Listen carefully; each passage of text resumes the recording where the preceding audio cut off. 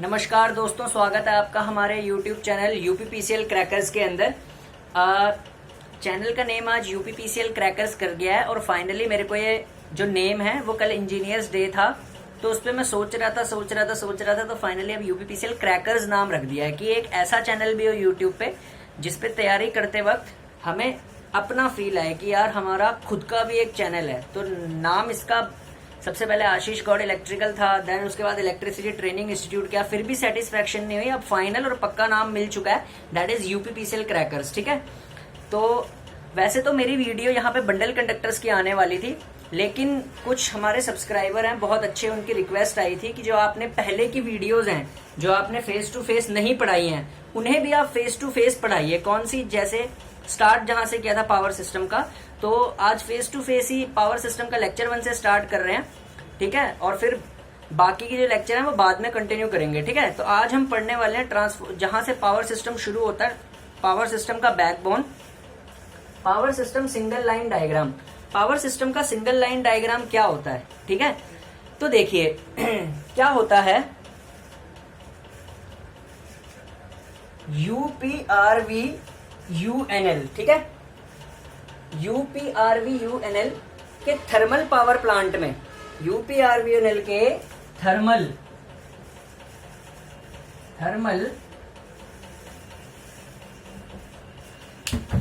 यूपीआरवी UNL के thermal power plant में 11 केवी पे इलेक्ट्रिसिटी जनरेट हुई। ठीक है, सबको पता है यूपीआरवीएनएल एक थर्मल पावर प्लांट है, वहां पे इलेक्ट्रिसिटी क्या हुई, जनरेट। हमने क्या लिया है, स्टैंडर्ड लिया है 11 केवी। ठीक है, इंडिया में 11 केवी पे ही अल्टरनेटर्स के थ्रू क्या बोलते हैं, सिंक्रोनस जनरेटर के थ्रू 11 केवी पे इलेक्ट्रिसिटी जनरेट होती है। यूपीआरवीएनएल के थर्मल पावर प्लांट में 11 केवी पे इलेक्ट्रिसिटी जनरेट करी।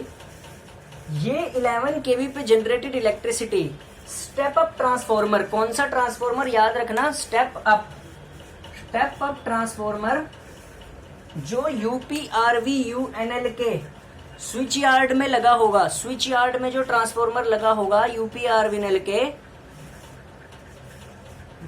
ये 11 केवी को 132 केवी यानी हायर वोल्टेज पे 132 केवी पे ट्रांसमिट कर देगा। किसके लिए? प्राइमरी ट्रांसमिशन के लिए। ठीक है, फिर से बताता हूं, 11 केवी इलेक्ट्रिसिटी जनरेट हुई यूपीआरवी यूएनएल में। यूपीआरवीएनएल का थर्मल पावर प्लांट जो है, वहां से 11 केवी जो इलेक्ट्रिसिटी जनरेट करी, वो वहां पे जो स्विच यार्ड है उसके स्विच यार्ड में लगा हुआ स्टेप अप ट्रांसफॉर्मर उसको 132 केवी में कन्वर्ट कर देता है। ये 132 केवी प्राइमरी ट्रांसमिशन के थ्रू, प्राइमरी ट्रांसमिशन होते हुए यूपीपीटीसीएल के यानी Uttar Pradesh power transmission corporation limited, transco के बिजली घर पे पहुंचती है। बिजली घर पे पहुंचती है 132/33 केवी पे। ठीक है, अब ये यूपीपीटीसीएल का जो बिजली घर है 132 से, यहाँ पे स्टेप डाउन ट्रांसफॉर्मर लगा होता है, वो इसको 132 से, यहाँ पे लिखा हुआ 132 केवी स्लैश 33 केवी यानी 132 से 33 केवी में कन्वर्ट कर देता है। किसके लिए? सेकेंडरी ट्रांसमिशन के लिए। ये लिखा है सेकेंडरी ट्रांसमिशन, को शॉर्ट फॉर्म में ट्रांसको कहते हैं, मैंने ट्रांसको लिख दिया सेकेंडरी ट्रांसमिशन के लिए। ये सेकेंडरी ट्रांसमिशन वोल्टेज फिर प्राइमरी डिस्ट्रीब्यूशन सबस्टेशन जो यूपीपीसीएल है यानी कि जो डिस्कॉम है उसके अंदर एंट्री लेती है। तो 33 केवी जो है सेकेंडरी ट्रांसमिशन वोल्टेज, ये 33 से 11 केवी पे आई प्राइमरी डिस्ट्रीब्यूशन सबस्टेशन यूपीपीसीएल के। ठीक है, प्राइमरी हमारे पास 33 केवी में, सेकेंडरी हमारे पास 11। यहाँ पे इस सब स्टेशन में, ये जो प्राइमरी डिस्ट्रीब्यूशन सब स्टेशन है, यहाँ पे 33 से 11 केवी में ये कन्वर्ट हो जाएगी। यहाँ पे जो पावर ट्रांसफॉर्मर लगा होगा उससे। ठीक है ना, यहाँ पे बैठता है यूपीपीसीएल का जेई। ठीक है, अब बताते हैं एक फैक्ट, ट्रांसको के जेई कहाँ पे बैठते हैं, यहाँ पे ट्रांसको जेई, ये लिख भी दिया, ट्रांसमिशन का जेई यहाँ पे है। ठीक है, डिस्ट्रीब्यूशन का जेई ये रहा। ठीक है, ये रहा। ठीक है, डिस्ट्रीब्यूशन का जेई डिस्ट्रीब्यूशन भी लिख देते हैं यहाँ पे, जेई डिस्ट्रीब्यूशन ये रहा। ठीक है, अब यहाँ पे स्टेप डाउन ट्रांसफॉर्मर ने 33 से 11 केवी में किसके लिए ये 11 केवी आ गई, ये 11 केवी आ गई। ठीक है, ये 11 केवी, ये जो 11 केवी है, ये प्राइमरी डिस्ट्रीब्यूशन होते हुए सीधा आएगी यहाँ पे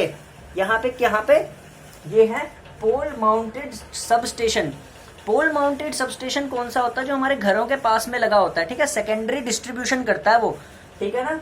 primary distribution 11 kV supply, secondary primary distribution की 11 kV सप्लाई पोल माउंटेड सब स्टेशन के डिस्ट्रीब्यूशन ट्रांसफार्मर की प्राइमरी पे आती है। यहाँ पे लगा होता है डिस्ट्रीब्यूशन ट्रांसफार्मर एच टाइप पोल में, ठीक है।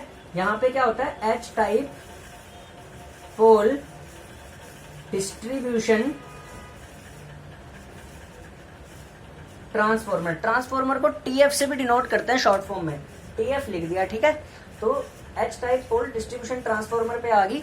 अब ये डिस्ट्रीब्यूशन ट्रांसफार्मर जो एच टाइप पोल्स पे होता है 11 से 440 वोल्ट में कन्वर्ट कर देता है। ये 440 वोल्ट 3 फेज 4 वायर में करता है, ठीक है। उसमें से हम अलग अलग डिस्ट्रीब्यूटर होते हैं, कुछ 440 वोल्ट चले जाते हैं, कुछ 230 वोल्ट के निकल जाते हैं, कुछ 440 वोल्ट 230 वोल्ट। ये हमारे पास होती है सेकेंडरी डिस्ट्रीब्यूशन। ये डोमेस्टिक डिस्ट्रीब्यूशन भी बोला जाता है इसको। 230 वोल्ट को डोमेस्टिक और 440 वोल्ट इंडस्ट्रियल डिस्ट्रीब्यूशन भी बोला जाता है, ठीक है। तो होपफुली ये सिंगल लाइन डायग्राम आपको क्लियर हो गया होगा। अब एक क्वेश्चन यहाँ पे अराइज होता है, ठीक है। एक क्वेश्चन यहाँ पे दिमाग में आता है कि ये यूपीआरवीएनएल वालों ने, यानी जनरेटिंग स्टेशन वालों ने सीधा 11 kV, जब हमें चाहिए यहाँ पे 11 kV थी पोल माउंटेड सबस्टेशन में, तो सीधा इसको यहाँ से उठा के सीधा यहाँ क्यों दे दिया? ये सब घपला करने की क्या जरूरत थी? मतलब इतना सारा ये फालतू का क्या करने की क्या जरूरत थी? यानी कि सीधा 11 kV यहाँ क्यों नहीं दे दी, ठीक है। 11 को पहले 132 kV हायर वोल्टेज पे क्यों ट्रांसमिट किया? ये क्वेश्चन राइज होता है कि यहाँ पे हमने 11 से 132 kV पे क्यों बदला। देखिए, यूपीआरवीएनएल से यानी जनरेटिंग स्टेशन से कंज्यूमर की दूरी इतनी बड़ी होती है, ठीक है ना, कि देखो कितनी दूर से आ रही है इलेक्ट्रिसिटी। तो जब भी लॉन्ग डिस्टेंस ट्रांसमिशन करते हैं ना, तो वोल्टेज को बढ़ाते हैं। अब क्यों बढ़ाते हैं, अब मैं रब करके बताऊंगा, ठीक है। अब इसको सारे को नोट कर लेना, ठीक है ना, फिर डायग्राम से बताता हूं।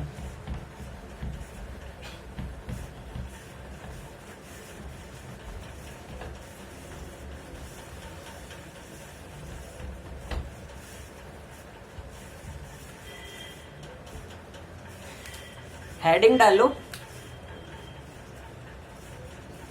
Y we use high voltage for transmission, ठीक है। ट्रांसमिशन के लिए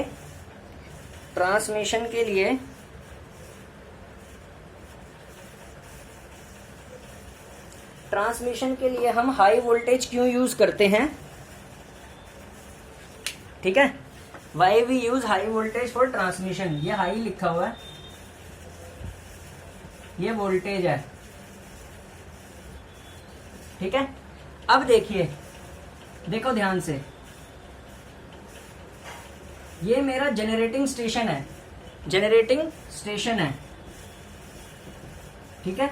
GEN लिखा है शॉर्ट फॉर्म में, जनरेटिंग स्टेशन है। ये जनरेटिंग स्टेशन से जब हम 11 kV पे इलेक्ट्रिसिटी प्रोड्यूस करते हैं, हाँ, तो इसको स्टेप अप करते हैं 132 kV में या फिर 220 kV में, ठीक है। तो हम इस 11 kV को 132 से 220 kV में क्यों इंक्रीज करते हैं? इसका आंसर देखिए, क्यों हाई वोल्टेज को यूज करते हैं। देखिए, जो पावर सिस्टम में हमारे पास पावर होती है, ठीक है, पावर क्या होती है? 3 फेज ट्रांसमिशन की √3 VLIL, √3 VLIL cos phi, ठीक है, पावर √3 VLIL cos phi होती है, ठीक है। अगर मैं पावर को कांस्टेंट रखूं, तो अगर हम वोल्टेज को बढ़ाएं, ये देखिए, ये जो वोल्टेज है इसको अगर बढ़ाते हैं, इंक्रीज करते हैं, तो करंट क्या होगा? डिक्रीज हो जाएगा। पावर अगर कांस्टेंट है, वोल्टेज अगर मैं बढ़ाऊंगा तो करंट ट्रांसमिशन लाइन में डिक्रीज होगा। तो देखो कितना फायदा होगा। करंट अगर ट्रांसमिशन लाइन में डिक्रीज होगा, हाँ, तो I2R लॉसेज यानी कॉपर लॉसेज क्या होंगे? करंट घटा, कॉपर लॉसेज घट गए, डिक्रीज हो गए, ठीक है, कॉपर लॉसेज भी घट जाएंगे। दूसरा, करंट अगर कम होगा, वोल्टेज बढ़ाने से करंट कम होगा, तो एरिया ऑफ क्रॉस सेक्शन जो लगेगा कंडक्टर का वो कम लगेगा और ट्रांसमिशन सस्ती पड़ेगी, इकोनॉमिकल, ठीक है। कैसे? मान लो पहले वोल्टेज कम थी, फर्स्ट केस लेते हैं, फर्स्ट केस वोल्टेज लो थी, वोल्टेज लो है, ठीक है। तो करंट क्या होगा इसमें? ज्यादा होगा, ठीक है। करंट क्या होगा? ज्यादा होगा। करंट इसमें क्या होगा? मोर होगा।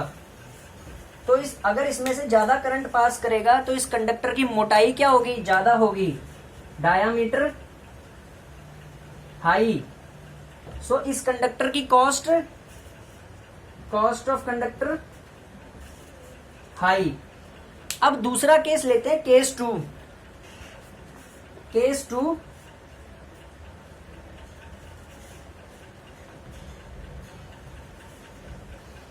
केस टू में वोल्टेज हाई। अगर हमारी केस टू में वोल्टेज को हम बढ़ा दें, वोल्टेज हाई कर दें, ठीक है, तो करंट क्या हो जाएगा?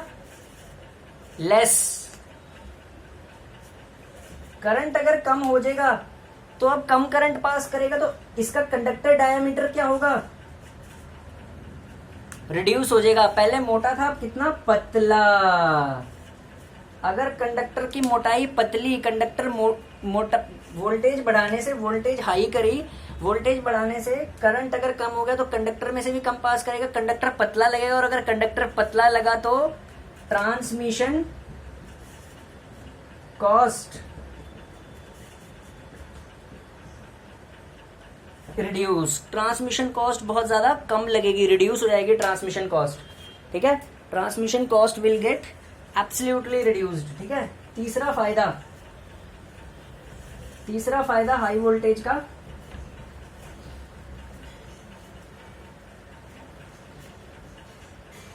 Voltage regulation.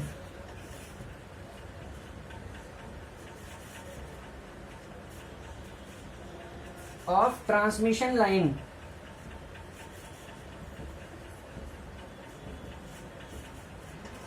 इम्प्रूव्ड।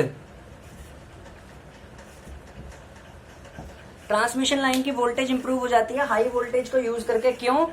क्योंकि वोल्टेज ड्रॉप कम होता है, वोल्टेज ड्रॉप डिक्रीजेस, ठीक है। क्योंकि देखो यार, पावर कांस्टेंट है, वोल्टेज बढ़ाएंगे करंट कम होगा, करंट कम होगा तो अगर करंट कम पास कर रहा है तो लॉसेस कम करेगा, और लॉसेस कम करेगा तो वोल्टेज ड्रॉप कम होगा, और वोल्टेज ड्रॉप कम करेगा तो वोल्टेज रेगुलेशन ट्रांसमिशन लाइन की बढ़ेगी। तो ये फायदे होते हैं हमारे पास हाई वोल्टेज को यूज करने के, ठीक है। और वोल्टेज रेगुलेशन इंप्रूव होती है। और तो अब इससे क्या होता है कि ये जो हमने पढ़ा आज, ये इतना पढ़ा, इसके बाद हम पढ़ेंगे HVAC HVDC के बीच में फर्क क्या होता है, और हाँ, डिस्ट्रीब्यूशन में सप्लाई कैसे एंट्री करती है, ठीक है। डिस्ट्रीब्यूशन का एक डायग्राम बना दूंगा कि इंडस्ट्रियल डिस्ट्रीब्यूशन कैसे होती है और होम की डिस्ट्रीब्यूशन कैसे होती है, वो नेक्स्ट लेक्चर में कवर करेंगे। और HVAC और HVDC में क्या फर्क होता है, ठीक है। तो आज के लिए इतना ही, इसको नोट कर लीजिए। धन्यवाद।